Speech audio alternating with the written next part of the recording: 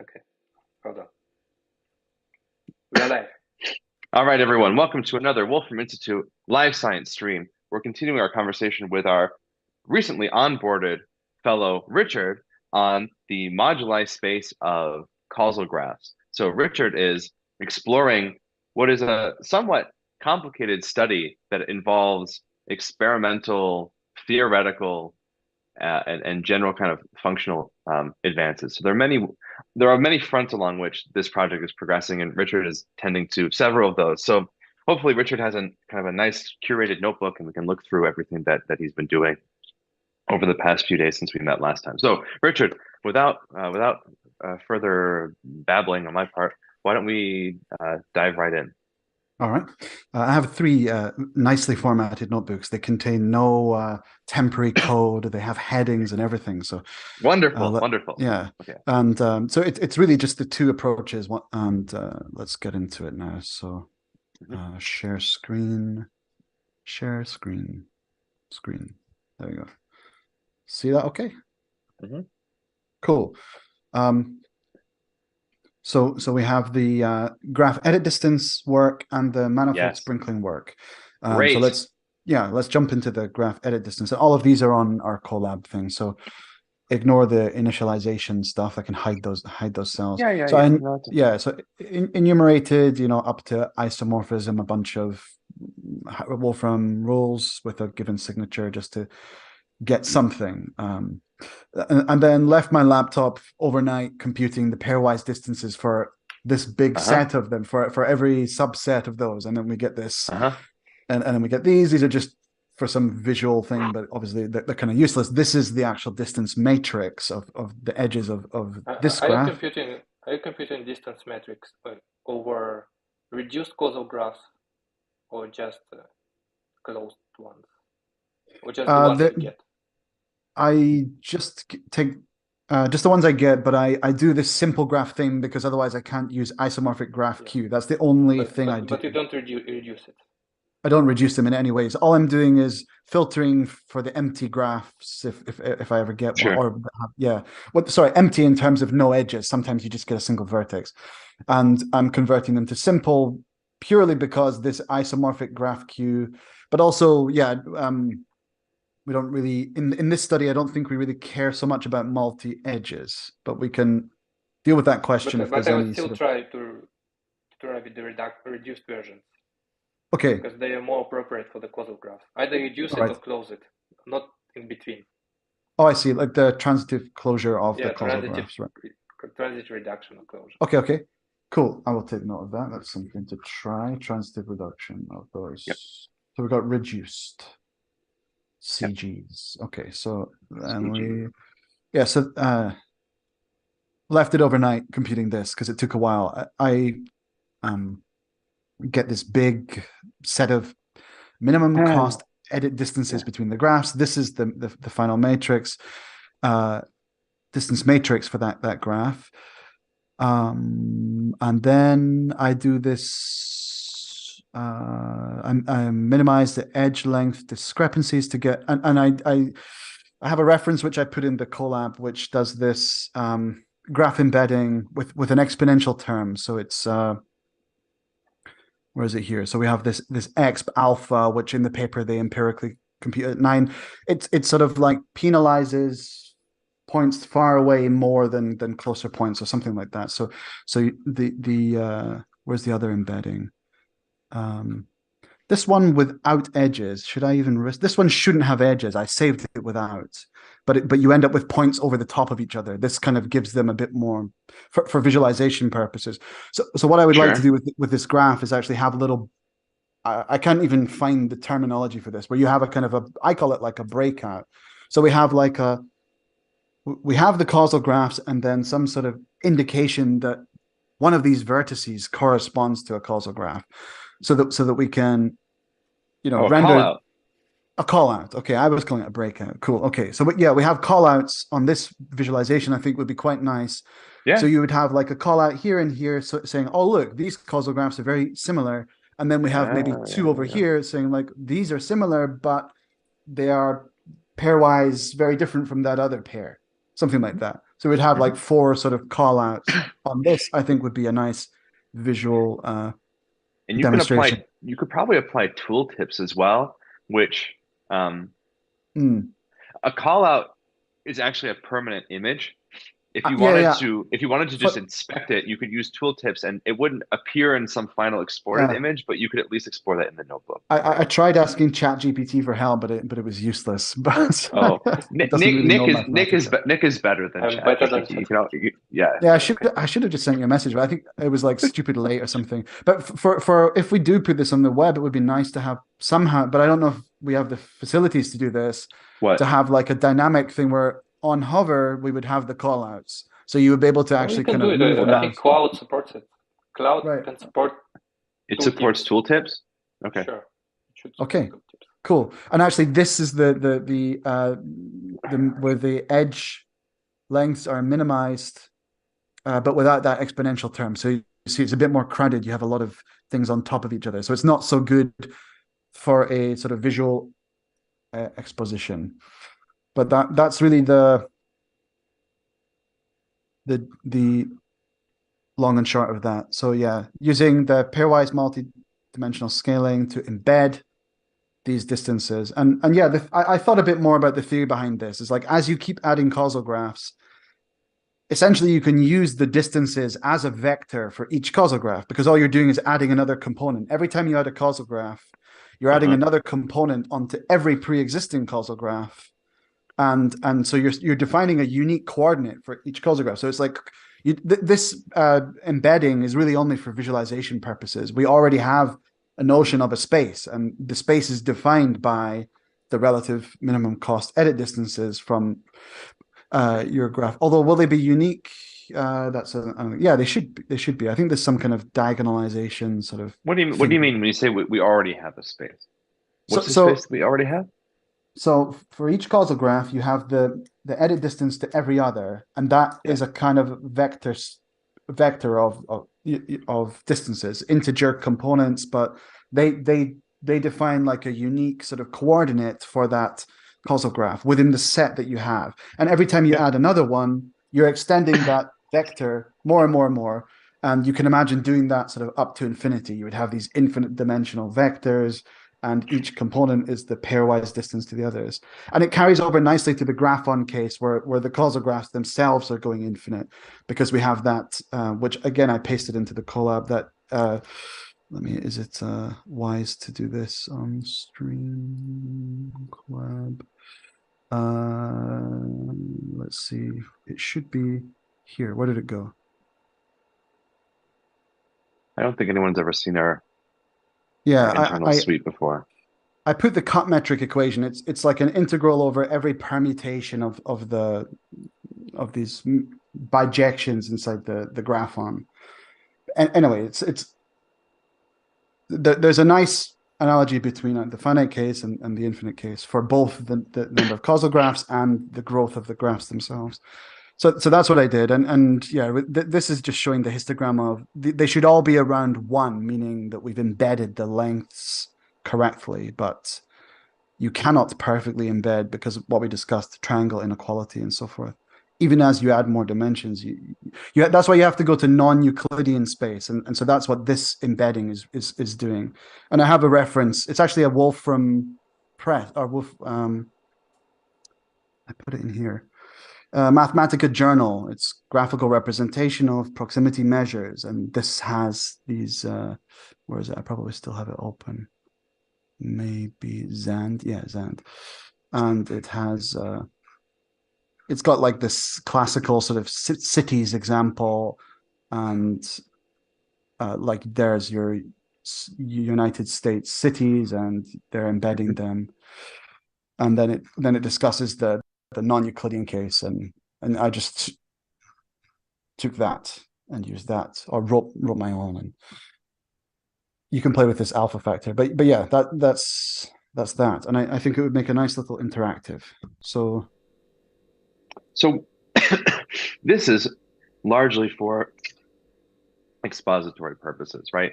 This is, we're showing people isomorphism classes, we're showing them embedded into some sort of a space. We're large. I imagine we're just going to leave these isomorphism classes as kind of these separate points. We can't really make strong claims about the actual space itself, I gather, nor really should we. I mean, what my kind of claim is that case. what my claim is that each role of this matrix is a good enough sort of unique coordinatization of the moduli space.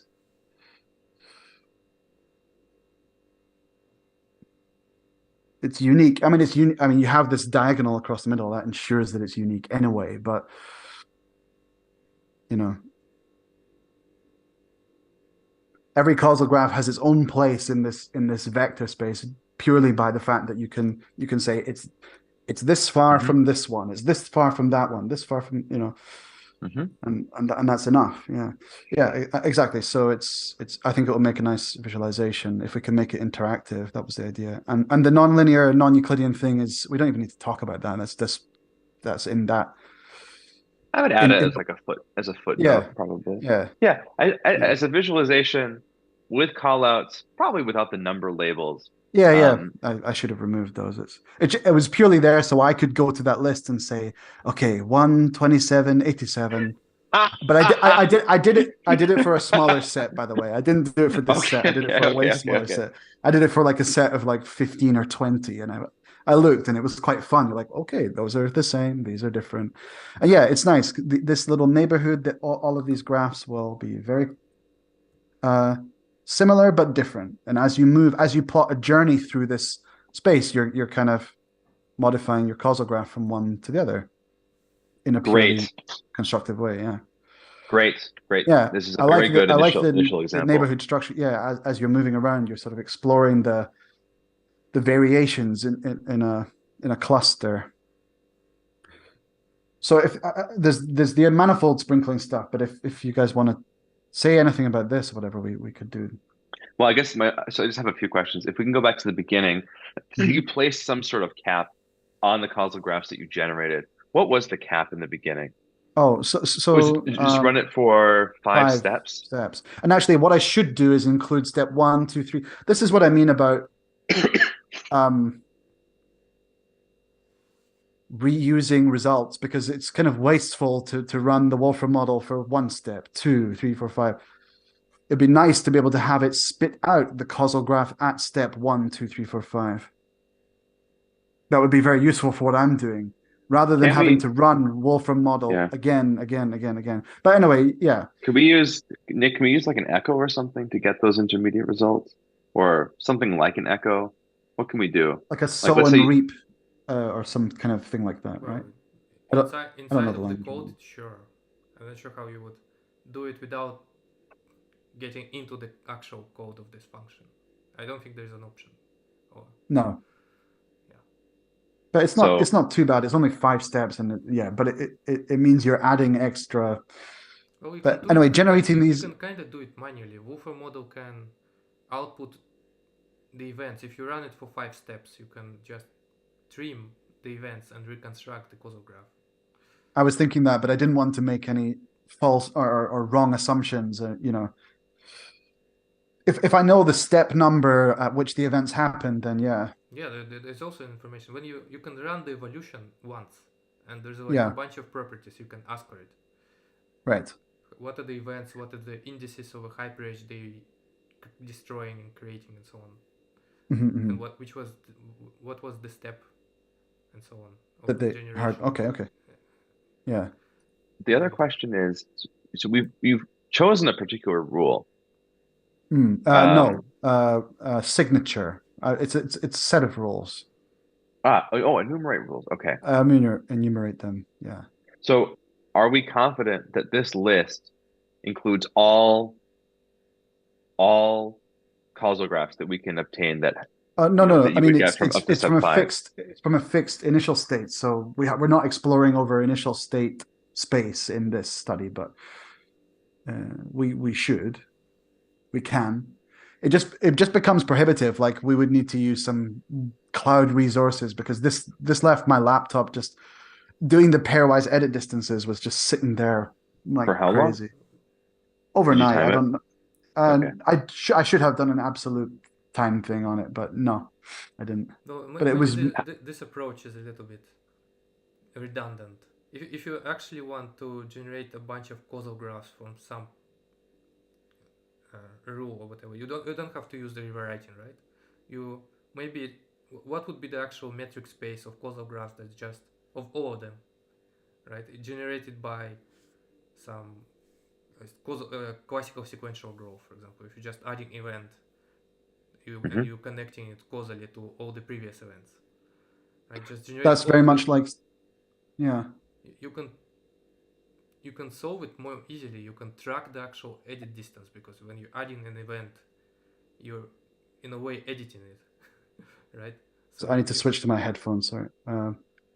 What you're saying about? Did you say add to all previous? Like every new event is connected to all previous or something? Yeah, it's like so from that happens set, in causal sets. Yeah. What they're doing, they have a classical sequential growth model.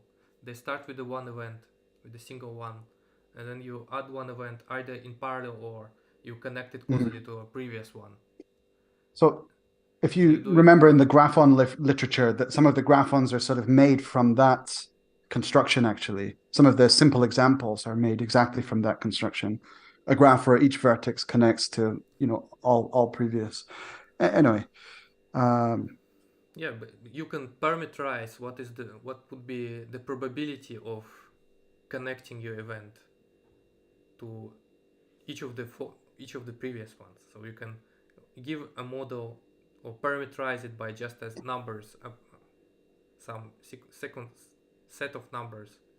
But I mean, then what we're doing is we're sort of generating graphs that are not, they haven't come from the kind of computational system. It's essentially we're doing what graphons aim to model, but not on the sort of object of study. That kind of thing would be easier to to bring into the limit, right? To take a limit of this thing would be easier if you actually want to study graphons. Without, maybe it's even analytically solvable. So maybe for I mean that's what they do in the graphon literature in the sort of simple introductions. Sorry, I keep getting battery low. I think am I still alive in this one? I'll check. Still alive, Richard. Yeah. No, sorry, I have to switch to another set of headphones. I won't be able to hear you for this one. Don't worry about it. I'll ask Nick a question. Wait, Nick, can you repeat what you were saying before? What's this technique that's going to bring that could potentially even analytically taking us to the graphon case? A more simplified model of generating a bunch of causal graphs, right? Instead of using a rewriting system, hypergraph rewriting, just use a classical sequential growth model with some transition probabilities. If they already do it, I don't know, because I've seen some of the literature just saying they want to do it, but I don't know whether someone actually studied graphons of classical sequential growth in such a way. I mean, essentially, if this example up to step 5 were to be complete, presumably it would just include all DAGs where the maximum kind of path length is 5. All transitively reduced DAGs with maximum particular path length 5, right? Isn't there some kind of combinatorial way we could just produce all of those DAGs? Maybe that's what you're suggesting. Well, if it's just all of how them, do I? But you can still sound fine, Richard. Yeah, you don't have to. Can you hear? Produce all of them. It's better. Well, why not all of them? That would be at least a complete picture for the 5 time step case. It's not because it usually, it's not what they do for causal sets, because if all causal sets actually, there's some degenerate causal graphs that like not manifold like, they don't want those, and they want specific causal graphs that generate manifolds in the limit. So they study some actual models with some transition numbers that do limit to manifolds, so that there is like some very bad causal graphs with bad behavior actually not representative. What of the sequence. are we excluding them? I don't think we should. Not completely excluding It seems them. There's I'm overwhelmed opposed to that. by the good causal graphs by number, because we're gonna take the limit.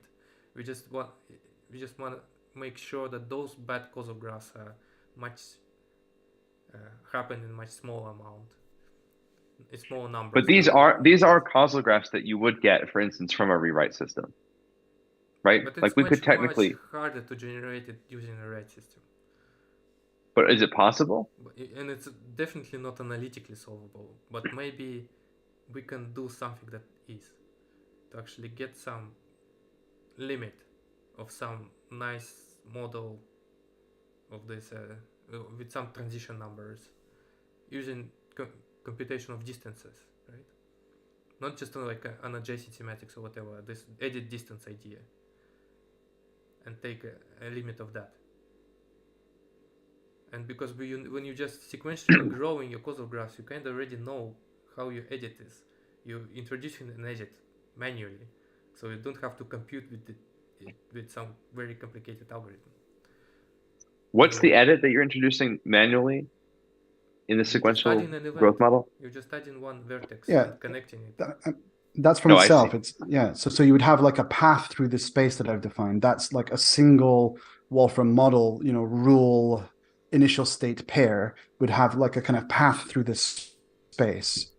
That's the idea. If the space included causal graphs from different time steps. Yeah, right. Exactly. Yeah, then it would be like a path. Growing the hypergraph is like hopping along these isomorphism classes. Yeah, up to infinity, and then on the boundary you have the actual moduli space. But inside that boundary, you have a kind of finite. Imagine it's a sphere or something, and on the exact boundary, that's your infinite, graph. But anything beneath that, you're in sort of finite land, all the way down to the null graph at the center. And from there, explode. It's kind of like a big bang of causal graphs or something. That's how I'm thinking about it. And so you have like a single edit, but that's just for one little universe, one initial state rule pair. But between any of those, the edit distances they're going to diverge. They get larger and larger and larger. It's interesting though. If it's like a ball, that ball becomes highly non-smooth as you get towards the center of it. Like the boundary will be smooth, so it'll have a spherical boundary, but it'll have kind of a sparse ball interior. Yeah. I don't know if that's a term, but as we saw, each system had very different looking causal graphs. But I mean, that's what I've done so far. I think I should jump to the other I was just stuff. going to say that with this sequential growth, it's not guaranteed that one addition of an event is a single edit distance apart from a previous one.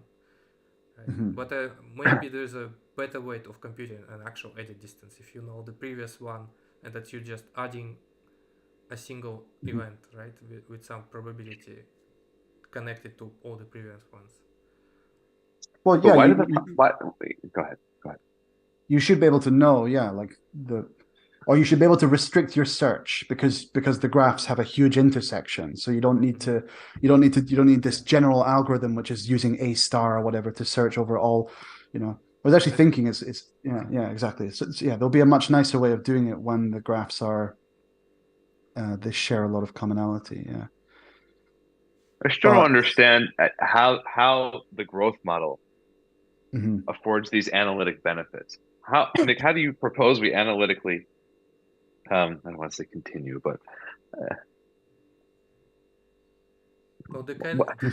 they do it somehow. What separates our small little baby graphs from these smooth graphons in the limit? How do we get from here to there? Because you can describe what becomes different analytically because you have probabilities and not rewrites, right? It's much more. I think if you can prove the behavior for some bound as well, then you can carry that to the infinite case. Like I noticed with some of the causal graphs you had, Nick. I remember I was showing you with that weird zigzag kind of, and you said that was similar to the propagators from Jonathan's paper.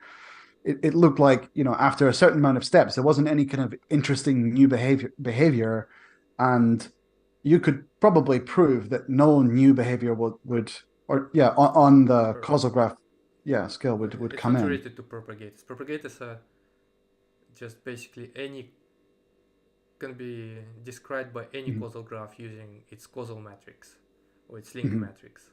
It has nothing to do with actual how it looks. So I mean, well, the point being that after a certain point, there won't be sort of new dynamics in this adjacency matrix limit as it's approaching infinity.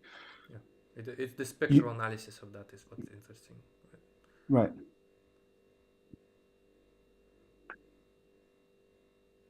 But anyway, this is finite land, and it gives us something to talk about at least. So. It gives us something to talk about. Yeah. Right. Good. Cool. And then for the manifold sprinkling. Yes.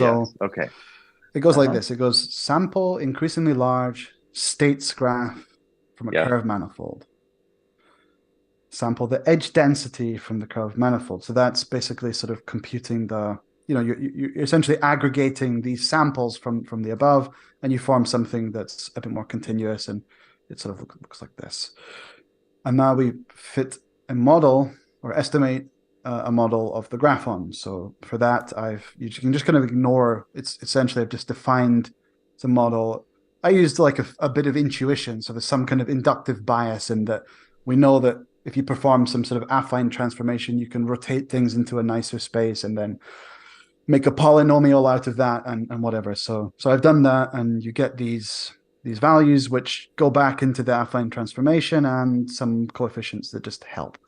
We have a function. We end up with this nice smooth function which looks like a smooth version of the graphon that we had up above there.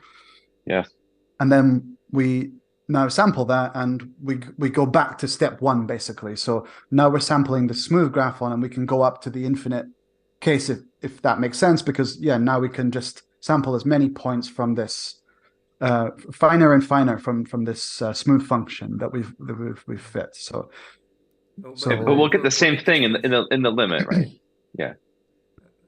Well, yeah, we would get the same thing in the limit, but the idea is that we take enough samples at enough of a spatial resolution that we can fit some model, estimate some model, and we end up with this function here, which is what is the actual function?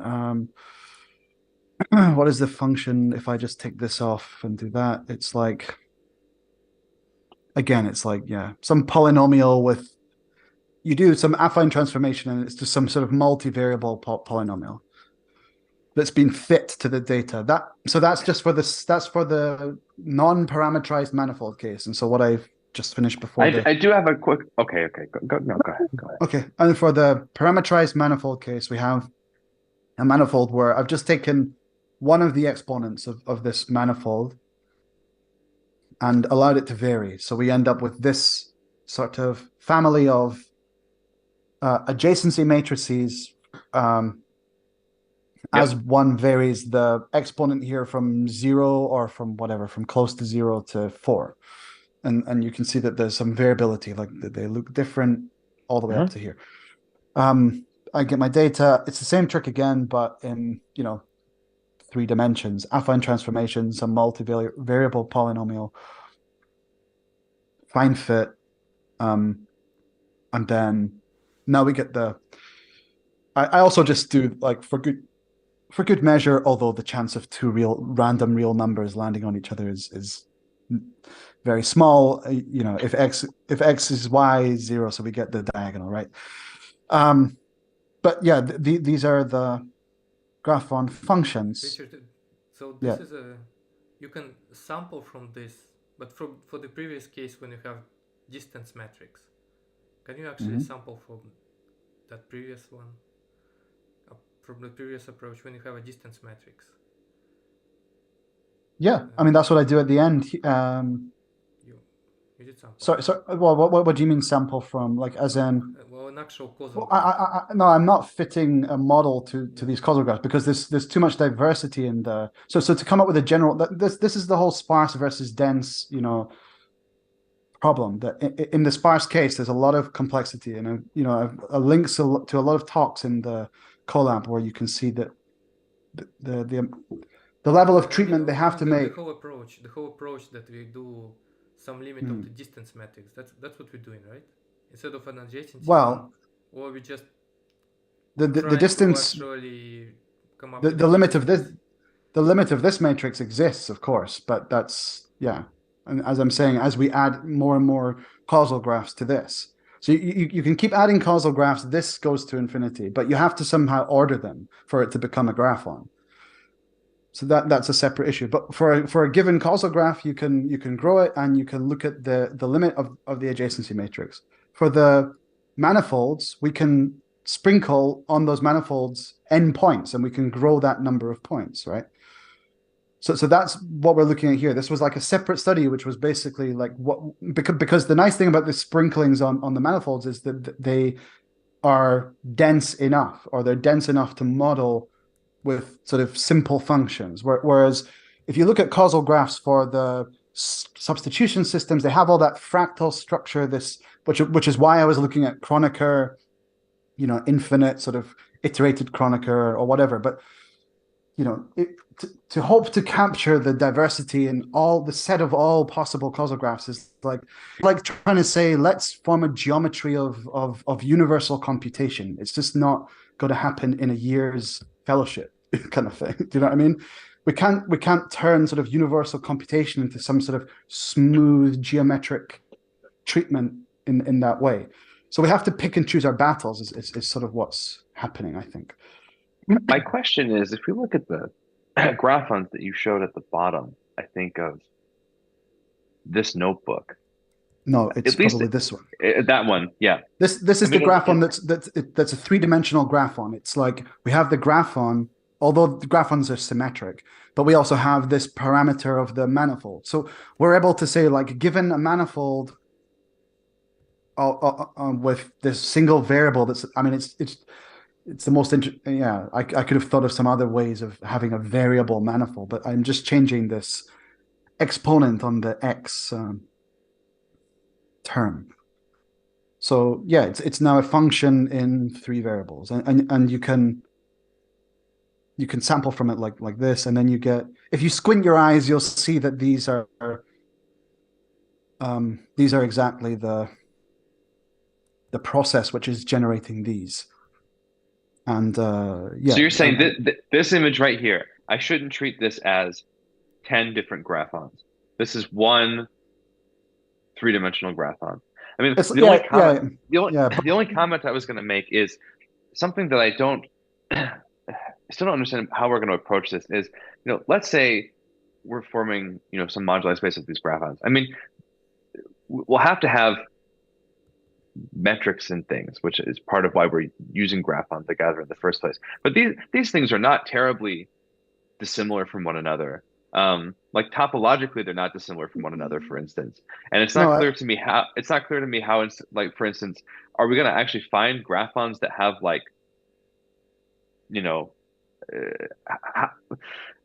I'm trying to develop expectations in terms of how these graphons will differ, and when we're parameterizing a space over these graphons, what differences these isomorphism classes are going to actually capture? Because these were the looking at a single Wolfram model, for example. Yeah, I remember. You have fine structure. You have all this stuff. Pardon me, I think COVID. Let's look at. Where's the other one? String substitution was like. Yes, I remember. Look at all this stuff. I think in the limit you may be able to form some analysis, but to do it in the general case where we'll be able to make some statement where we can say this definitely tends to something of this form and this nice analytic thing. No, I don't think so. I mean, and you can probably find some statement in mathematics somewhere which says you cannot do this, and make some rigorous argument for for why you can't do that. But off the top of my head, I can't think of what that would be. But I think there's obviously some kind of there's some result already in mathematics which will help us here to say why, like, the quest for like some analytic thing here is just sort of hopeless. Well, this graphon suggestion was originally yours. No. Like as as a theoretical thing. I mean, yeah, like the function exists, but what does it look like? I mean, it's not. It's like asking what does the nth digit of omega constant look like? It's there, but to actually know what it is, I mean, well, that's slightly different. That's more in terms of it requires more and more work to figure out. But in terms of like, do we have the tools, and could we ever build the tools to handle the general case? Then no. I mean, then the universe would probably be far too simple and not have all the diversity and complexity that it does. What's the claim then? The claim, I mean, this reminds me of the first discussion that we had about this, which is I had made some claim that we could probably do this for some bounded case with graphs, which is what you've done in that other plot, kind of, although it's not all of causal graphs up to that length. But we have something. Yeah, yes, I mean, these are finite, and that example. Yeah. But we're not going to get some smooth space with this finite number of examples. However, well, if we try and consider all graphons from actual generative behavior, as you're pointing out, there will be some where we can't really make an analytic statement about it in the limit, and this precludes this applying this general graphon treatment widely. This is your concern. Yeah. I mean, we can write it down. We can define it. We can say we can write it down. We can write it down. We can specify, like what limits are being taken. We can say that this distance metric is bringing, it's. Well, I mean, the embedding is what's bringing them closer, but it's allowing you to sort of coordinatize this space. Sure, it's an infinite dimensional thing. It's an infinite dimensional thing dealing with an infinite number of objects. But the ones which are close by are, close in this space, according to some metric. And that's it. I mean, it's not really saying much more than that. Well, maybe we should revisit. Go ahead. It's a definition, and we're sort of exploring the definition up to some sensible limits which we can compute and write about. But exactly. I mean, that's what I have in mind for this study, which is, of course, this could be maybe even a brief mathematical treatment where you just write out mathematically, this is what this moduli space. This is how you would formalize it. What we're doing is a combination of expository, or as Carlos would call them, kind of pedagogical examples, like what you showed in that one that we looked at, where you'll include callouts. And my general preference is we should exhaust our abilities to offer visual computational results in order to help people understand what exactly this space is. But ultimately, I mean, I don't think any of us have any illusions about computationally constructing some limiting moduli space of graphons. I mean, it's infinite. For just computation in general, for arbitrary computations, we can't do it. No, I mean, there's just this is so many pockets of. I mean, look at the diversity of what's happening in the universe that we experience. I mean, it's like but yeah, as a kind of clean definition of things, it's like we have this notion of the cut norm, which is this, you take two graphons and it's some double integral with an absolute difference, and then it's over every measure preserving bijection, and that's a well-defined thing that gives us a distance metric for graphons.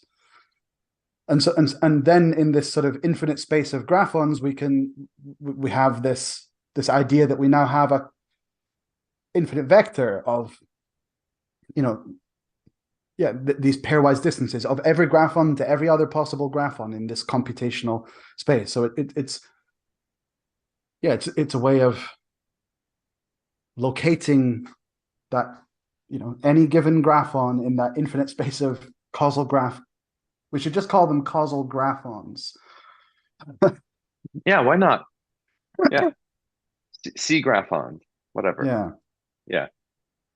Graphons, no. And we can try and maybe make a few better sort of explorations of it. But in terms of like modeling them, I don't know like if it's even worth looking at more like in terms of the because normally graphon estimation is like dense graphs, sparse graphons are their own beast, and there's a lot in the literature, and there's a lot in these lectures that I've found that I've linked in there, which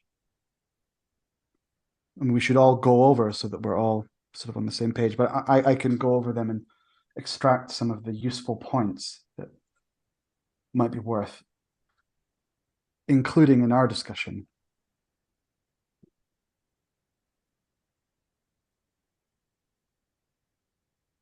But yeah, I mean, this is admittedly just a bit of a hack, really. It's like, okay, manifold.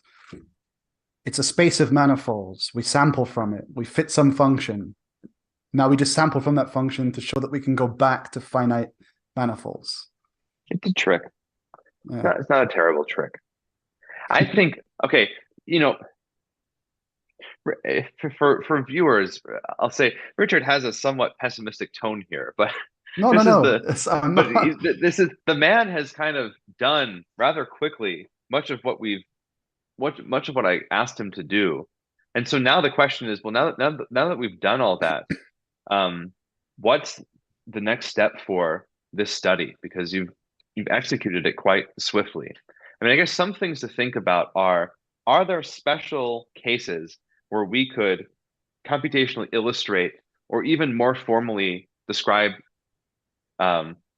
particular graphs, particular graphons, maybe even particular computations in greater detail? Like, I appreciate Richard was showing the one where you have these fractal structures where it's completely unclear what the graphon will look like in the limit. If we can get a nice Sierpinski triangle like thing, then I can do that Kronecker delta trick where I make like a thing, and we can say, oh look, like it's we can actually write the limit of what that system will be, and maybe there's some variation in that space, and yeah, maybe there's something we can do there.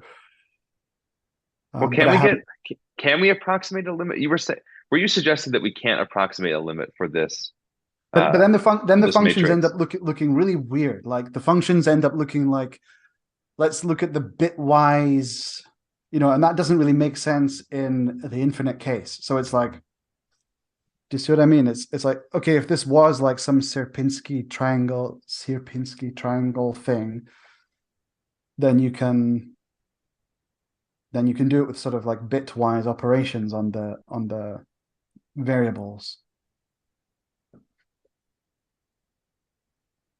But then there's all that's as Łukasz, as I mentioned to Łukasz, and he gave it that, as the density of these things goes to zero, you end up with the empty graphon. So you have to that doesn't say much. Like, oh, this computation limits to nothing. It's like or to some space which there's no probability of connecting any edge to any other because they're all, yeah. Are there I mean, you had kind of extrapolated an actual surface from one of these graphons. I mean, what I'm trying to understand is I can imagine many surfaces whose contours kind of differ. Like if you treated these as 10 different surfaces, like their contours would differ. Topologically, they wouldn't be distinct from one another, and it's unclear. Like, should we expect there to be graphons like besides empty ones where the spaces have kind of distinct qualities in the limit? That's the cut norm. Sorry, there you go. Double integral. Okay. Blah, blah, blah. Sorry, and I wanted to just find the one from before. Yeah, there you go. So this actually came from intrinsic curved, and I had to switch because intrinsic was throwing up some problems for specific values of these exponents. If they were non-integer, if they were like 3, or the relative values. So it was just throwing up problems. So I had to switch to extrinsic curved manifold to graph. And so that's the difference. And unfortunately, I didn't recover this, which was x cubed y squared minus z. Would have been nice because this one is actually quite different, and so you would have seen quite a bit more diversity. But yeah, in like, what does this look like in the limit? And then you have the and actually, like, in terms of vertex, in terms of ordering, because you need a total order, right? For this, I just sort by z, which is a kind of a hack, but it's something. For the causal graph case, what's the ordering is just, let me think. Oh, well, I don't even make a graph on out of those, so it's okay. But you would, and then that gets into like, oh, well, is it the observer and blah, blah, blah. Is the graph on saying something about observation? Because it's, there's a lot of partial orders, there's a lot of permutations within sort of subgroups of causal vertices, which you can reorder, right? So yes, I think Nick made the claim that the effects of those will be subtle in the limit, negligible, right?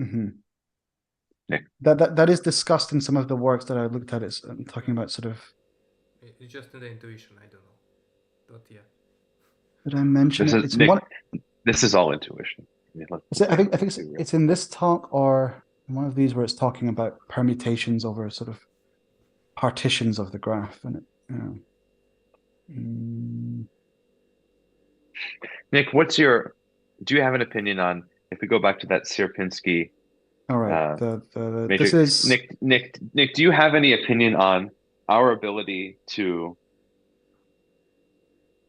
capture limiting behavior? If you actually have a Sierpinski as a limiting behavior, you can definitely sample from it. It's not sparse, right?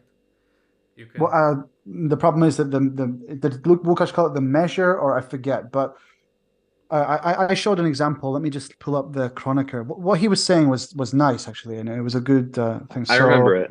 Yeah, these were the Chroniker graphs because I was like having fun on the plane. And then there's this one, which is Necker cube or Necker square or something. Or I forget the name.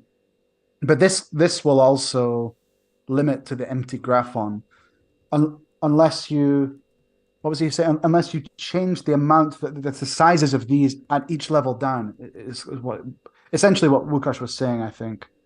Yeah, I mean it's kind of maximally hollow, to use an informal description. But my point is, okay, notwithstanding these extreme examples like the Menderspun and the Sierpinski gasket, etc. I mean, in general, ones where the behavior is less uniform, like the other ones we're looking at, not other than these, those, besides having the zero terms along the diagonal, they tend towards, something like kind of smooth uniformity.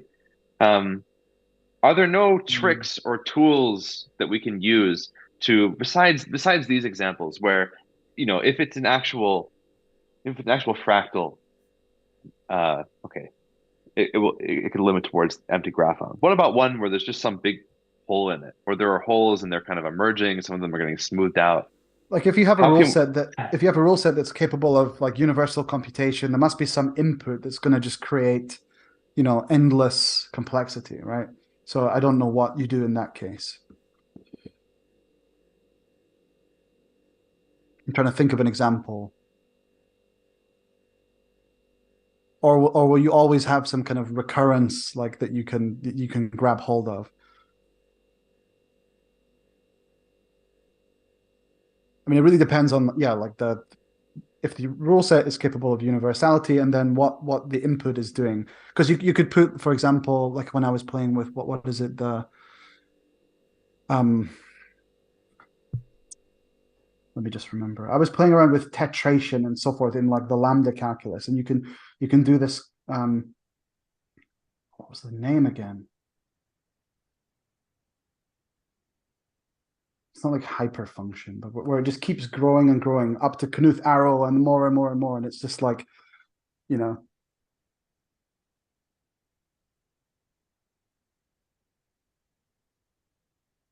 But anyway.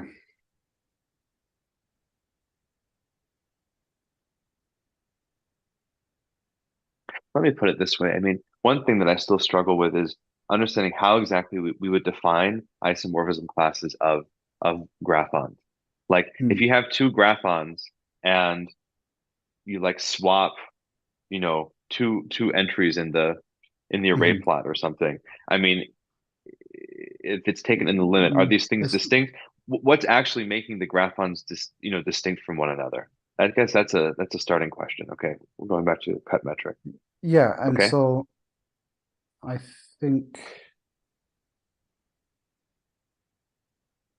you're looking for something that sort of minimizes that distance.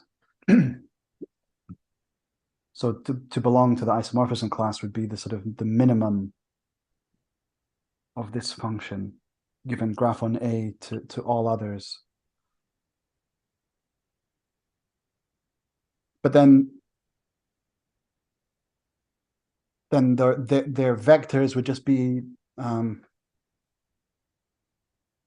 would have a lot of zeros or close to zero for that family of graphons. Pardon me.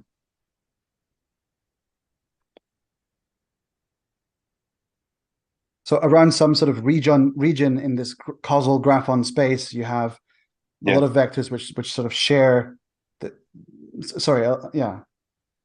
their locations share like a large number of components which are close to epsilon or something. Because every component in that vector is a pairwise distance to every other. I'm not really stating things sort of very formally or clearly, but I know what I mean. I feel this. I feel the same way about myself, except that last part.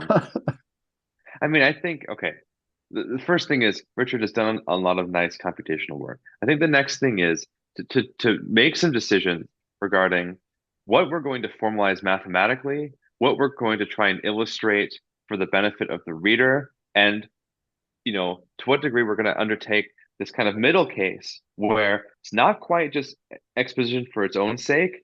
It's not something so vast that it would be foolish to do anything other than just formalize it mathematically, but it's some interesting meso case where the causal graphs in question, let's say, or even if we do it for a particular formal system, or we consider these adjacency matrices, for instance, that have particular qualities, finding some case study that we think is tractable, that's kind of between like that case that Richard showed today, where we're taking those plots for those particular causal graphs, and like the mathematical formalism where it should, technically account for all graphons, but we're not going to compute it because there's no point doing so.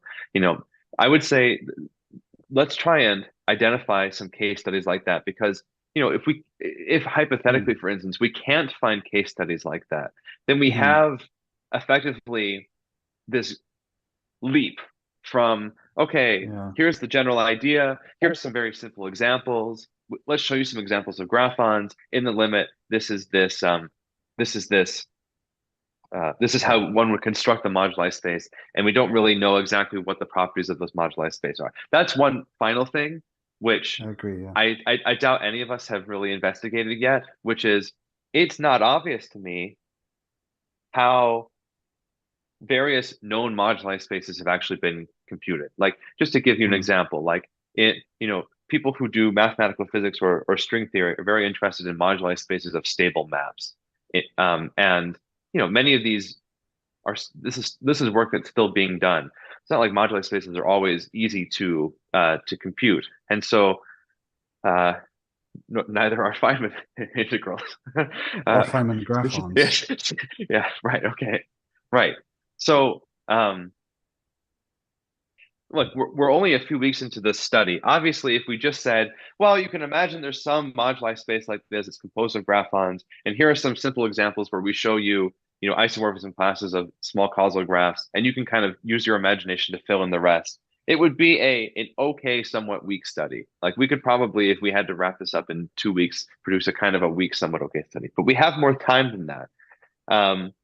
This is not necessarily the only project that Richard does at the Institute as well. This could ultimately prove to be a somewhat cut and dry project that is done over a short period of time. But I think there's probably more to do, a little more. Yeah, I completely agree. And finding something to strengthen this and get rid of the glue and get rid of that leak would be good. And I think SK combinators maybe would be an interesting one.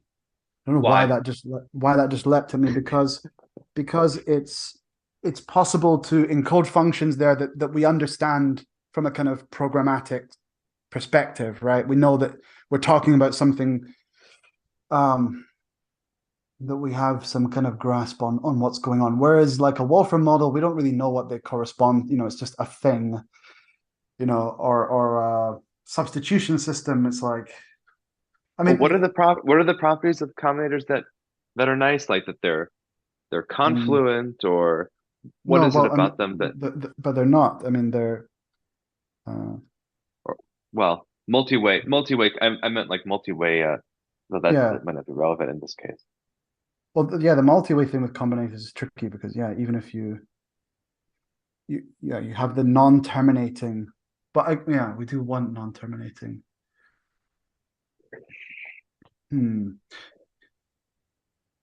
I just for the winter school, I remember what I was doing with what's his name, the Hydra, that function, I forget the name of the Goodstein, Ackermann, all those things, and dealing with these functions that sort of go to higher and higher growth rates and so forth. I think there's something maybe there to say. You think those are the best ones to study? That's interesting. Well, no, but I wasn't being completely sarcastic. That was mostly me just being caught off guard. Because we understand them kind of computationally, we can sort of say, like, let's try this function, let's try this related function, and look at the differences in the causal graphs and how they diverge as the computational steps increases. And I don't really know if this is going anywhere. If this train of thought is going. These live streams have different purposes. Thinking out loud. I think this has been a combination of showing a number of results and then us kind of, golly gee, where do we go from here? Which that's what happens when these projects are quite young. So perfectly fine. Let's think about this more. I mean, I don't have it on my desk. I'll brush up on I think both the graphon literature and the moduli space literature further. Because the actual formalism of this, we're kind of waving our hands saying, well, we have these simple examples. Some of these computations really probably aren't feasible, but we can always just formalize it. It's like, oh yeah, okay, well, we have to actually understand how exactly we're going to formalize it, how much we can formalize, how much we can say about the moduli space, even mathematically, et cetera, et cetera, et cetera. Like this is a trick I want to understand. I imagine, at least in some cases, and for viewers who are expert algebra geometers, feel free to weigh in. I gather that there are cases in which you can construct moduli spaces without exhaustive combinatorial labor. It's not as though you're computing all of these things and then assembling them into a moduli space. You're using some mathematical technique in order to do it. And that interests me. So I wonder, if we understand graphons well and moduli spaces well, how much can we say about the limit of this, even in mathematical terms? Moduli spaces, I mean, apart from this stuff on moduli spaces on colored graphs, there's not a great deal, and usually it's on curves or they call them algebraic stacks, and so it's it's not a natural sort of setting for it. Well, hence it the was graphon, the case, hence the graphon, right? So if we didn't have the graphon idea, then I'd be really worried. The question is, what can we expect using graphon? So that's some homework for me to do. I like giving myself homework as well. Okay, well, did we run over time? Yeah, we ran over time. This anyway, this was good. We have some thinking to do, and so we can convene, have another meeting, and share our next. It won't be a results-oriented discussion next time. It'll be more of unless you happen to come up with some results. I think the next meeting that we have should be strategic and planning oriented and maybe somewhat theoretical. So anyway, yeah, well done, Richard. Both this meeting and that meeting that we had with Carlos today were quite good. So things are coming along. So that's nice. All right, guys. Well, I'll see you. We have like one little thing to discuss after this. So I'll see you there. But yeah, this was good. Thank you. See you in like maybe 5 minutes or so. All right. See you. Bye-bye. Thanks everyone on the stream. Nick, were there comments or questions or people trying to sell us things or people trying to get us to absolutely zero comments today. Guys, you can at least I shouldn't say at least try to sell us things. We're not that no, okay. But well, okay. All right. Ciao ciao.